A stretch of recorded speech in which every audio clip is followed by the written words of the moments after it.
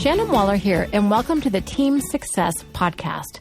Today we're going to talk about the impact of fatigue on teamwork. And I think this is really kind of fascinating because it's something we all experience, but no one ever talks about. But it has a real and true, and I think kind of dramatic impact on how well we work with others.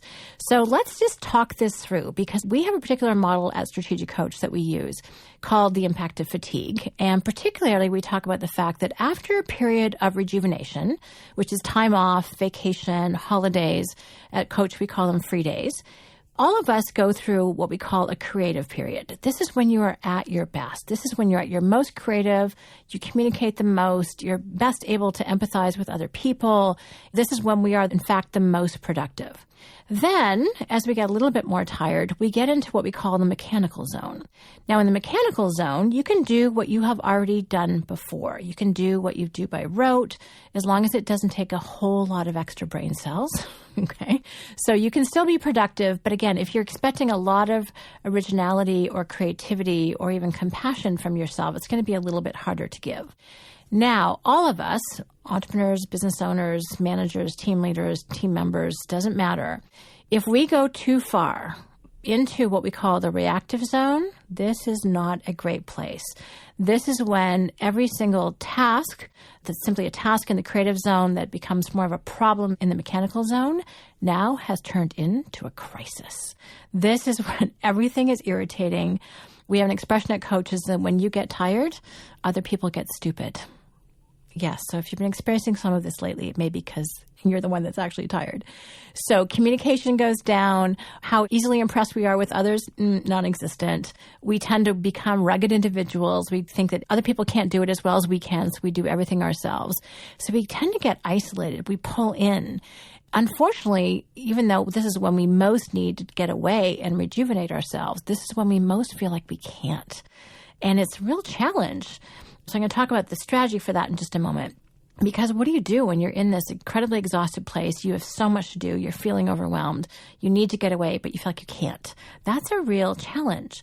Now, I want to describe a little bit more about what the impact of this is. And we've all been there. So if you see someone else in there, please be compassionate with them. It's hard. When I was thinking about preparing for today, the thoughts that I have in terms of what the negative impact are really boil down to three main areas. Fatigue has a negative impact on communication. It has a negative impact on creativity, and it definitely has a negative impact on compassion. So let's break these down a little bit. Well, as I said earlier, when you get tired, other people get stupid. And when we're tired, we don't tend to want to talk to other people. We just can't be bothered. It feels like way too much effort. We're not able to get into other people's perspectives. And so communication goes down. Instead of sending the email or getting up to walk across to someone else's desk, you're like, oh, I'll just do it myself. Hopefully this is resonating with the thinking inside your own mind about how you do things. And we tend to get short. We tend to be very terse in our communications. We expect other people to be able to read our mind or know, obviously, what we are trying to communicate. Like, come on. So we get impatient. I'm not terribly patient on a good day, so I get even worse personally. Again, as I said before, we just can't be bothered. So again, we get kind of stuck with that. The second negative impact is on our creativity. We simply have less mental energy to come up with new ideas. We don't really have new things that we want to experiment with. It feels too risky, actually, when you're tired. When you're physically tired, mentally tired, why try something new? Let's just stick with what's known, a known quantity. So we don't have to take that risk. Why? Because you actually don't have the energy to deal with the unexpected. That's why our creativity goes down. So it's really important that we acknowledge the fact that if we expect these really big things from ourselves when we're in that mechanical zone, it's not going to happen, or we're going to dip really deep into our reserves, which means we're going to run out even faster. So again, there's a real consequence to that. You're not going to engage in brainstorming. You're problem solving. Someone brings a problem to you. You just wish it had never happened.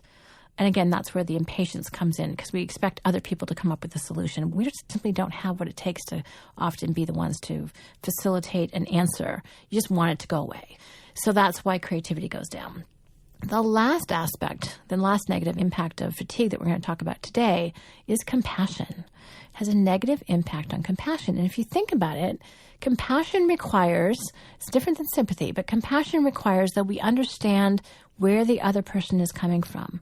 And that takes mental energy, it takes emotional energy. We have to have something to be able to step into someone else's shoes and look at the situation from their point of view. And if you think about what consists of really great teamwork or what it looks like, to me, it's great communication, it's great creativity, and it involves compassion. That you are willing to see things from other people's point of view, and that is gone when we're tired. If you think about you when you're exhausted, when you're fatigued, when you haven't rested, either because you can't sleep or you haven't taken a vacation in a long time, what happens to your compassion? Not really there. And again, we end up being more of that rugged individualist who's isolated rather than someone who's open and sharing and collaborative and communicative and all those other great things. So what do we do? What do we do when we're up against it, we're exhausted, maybe you're in the reactive zone, and you somewhere intellectually you know that you need to take time off, but you don't actually feel like you can? What, in fact, are the strategies? Well, one of the things that I've done, and this was a really interesting insight for me. So I work at Strategic Coach and I work with a team. Dan Sullivan and Bob Smith are the owners of the company. And oftentimes they'll say, oh, Shannon, take some time off. And I'll be like, no. And they're like, what do you mean? It's like, no, I've got too much to do. Here's what worked one day is when the person who was working for me, my team member, said, Shannon, take tomorrow off. It's fine. Everything you have can either be moved or it's not a big deal. You can take the time off. And I was like, really? She goes, yes. I'm like, okay. So I actually got the validation or the confidence that I needed from my team member, not the owner of the company, to take that time off, which I thought was really kind of interesting. That normally if your quote unquote boss tells you to take time off, you do it. But that certainly wasn't the case for me because that person is not necessarily in touch with what I'm actually doing every day. My team member is very closely connected to that. So that's who gave me confidence in that circumstance. The other story that I really enjoy about this is one from Dan. And he talked about one time when he was exhausted, he was tired, and he had a ton of reasons for not going away, to the point where he actually wrote down the list of all the reasons why he couldn't go. And there were 20 things on the list. And then he put the list in a drawer and then he went. So he actually left. When he came back, 12 of the items on his list had actually disappeared and been taken care of while he was gone. In terms of the remaining 8, 3 of them he was able to handle immediately that day. And the rest of them, the last few, he was able to handle with his team in the remaining week. So all the reasons why he thought he could not leave and how much time it would take him to get all those things done, he had a week of free days. He got 3 of them done immediately, and then the rest of them got done that week. So it was kind of amazing for him just to realize just how different we perceive things when we are, in fact, rested. So that's a really big one. The other is to plan regular sets of free days, regular vacations, so you never actually get into that reactive zone, and plan them in advance and communicate them. Let your clients know, let your team know. Don't have it be mysterious. Don't just disappear. That is one of the worst things you can do for teamwork. You don't want to be vague. You want to be very transparent about this.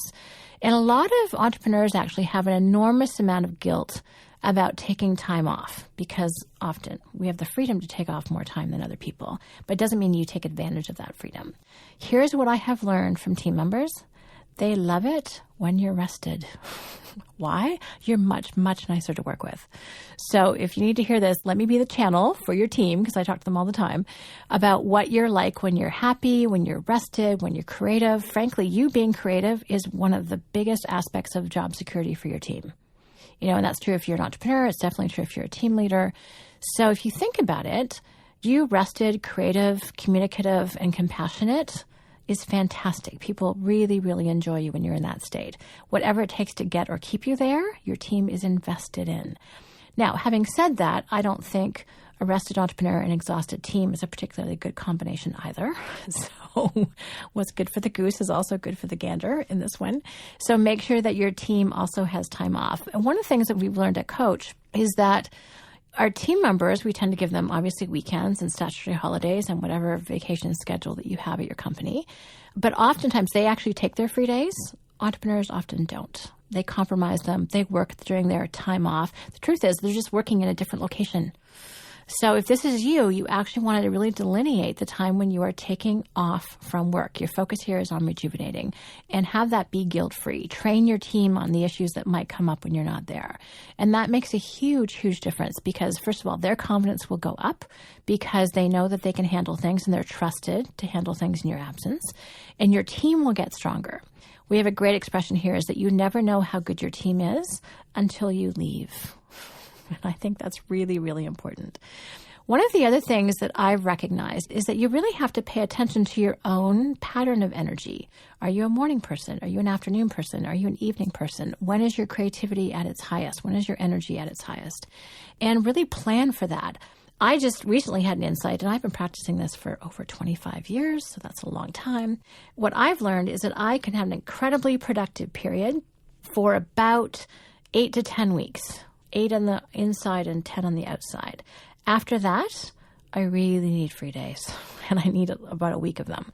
That's where I disconnect, I get away, different environment, change my space, and then when I come back, I'm refreshed and rejuvenated and eager, and I can't wait to get back to the creative projects I was working on. But my calendar hasn't always been scheduled that way because of free time that's scheduled through schools. I've got 2 school-aged daughters. So I haven't always been able to plan it that way. But going forward, that's what I'm going to be working towards, is really making sure that I know that I can do about 8 to probably 9 weeks. Week 10, I'm moving into that reactive zone. So learn your own pace. Learn your own schedule. And I also take weekends off, by the way. I never work weekends. So that's really, really important to really just observe your own energy level for different types of things. And the more you're doing work that you really love and that's exciting for you and energizing, that's going to be much more fun. We'll all be much more easily fatigued by activities that drain us or that we find exhausting. So figure out how to measure your mental energy. For example, profiles like Colby, know your unique ability, which is what you love to do and do best. Those are the other things that can help you fuel your energy and prevent that negative impact of fatigue, because it has a very, very, very high cost, not only for you individually, but for you in terms of your teamwork. And everyone, if you're listening to this podcast, you know just how passionate I am about teamwork. And I think we just do not appreciate sometimes what it's like for other people when we're tired. So my advice to you is give yourself permission to take the time off. Get permission from your team, because they're probably the ones that you'll actually believe when they say it's okay to leave. And really pay attention to how and when you are the most energized and when you need that refresh, that time period where you step away and come back to be your new and much better, more integrated, more teamwork-focused self, because that's really how you're going to improve your own teamwork and your own productivity. So I hope you're clear on the impact of fatigue and that you are aware that it really negatively impacts communication, creativity, and compassion, and that by regularly restoring yourself, you can be your very, very best collaborative, contributing, and creative team member. Thank you very much for listening. If you have any questions or comments, please let us know at questions@strategiccoach.com. As always, here's to your team success. Hi, Shannon here, and thank you very much for listening. If you like what you heard today, please take a moment to rate the Team Success podcast on iTunes. And we'd love it if you'd share the podcast with anyone else who could benefit. If you're interested in learning more about the Strategic Coach program for entrepreneurs, visit us at strategiccoach.com or the Strategic Coach channel on YouTube. For free downloads and more team success strategies, visit teamsuccesshandbook.com.